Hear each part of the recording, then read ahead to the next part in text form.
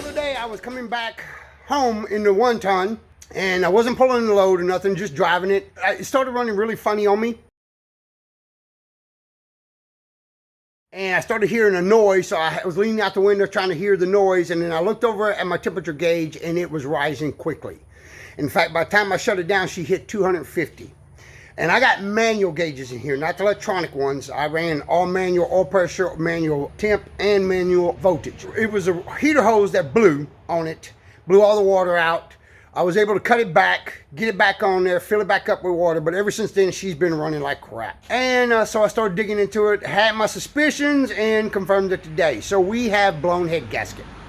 And the reason I know that, we don't have water and oil, and we're not getting, as far as I can tell, water in the cylinder, because it's not coming out the exhaust. But what I am getting is compression in the radiator. All right, and it's blowing the water out the radiator, causing the radiator to pressure up the radiator system, to pressure up so much so that it can't hardly cycle water. Plus, it is just running really bad, really bad. Several cylinders missing. So we're going to be doing a motor swap. Reason I bought this truck was because I had a spare motor just for this. All right, guys, so it's 8 o'clock Saturday morning, so we got to get the compressor over here. We got to air up all 4 tires on the 93 right here. And then we got to pull it up to the carport. All right, guys, so we got the 93 in. We use the TYM, so we're going to start taking off the hood and start prepping this sucker. We got Mama's toolbox out here, her new tool set up here. Yeah, it's just fast, convenient, and it took a lot of sweet talking into letting me use it for this one.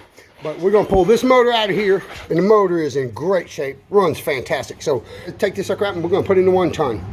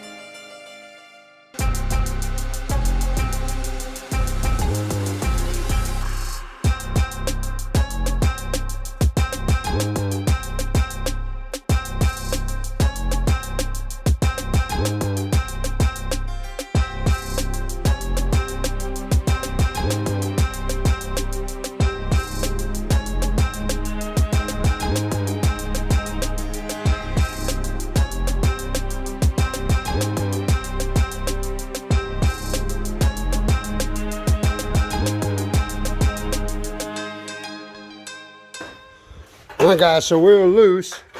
We are free floating. It's just a matter of finagling her out of here now. See what she's getting hung up on, getting her forward.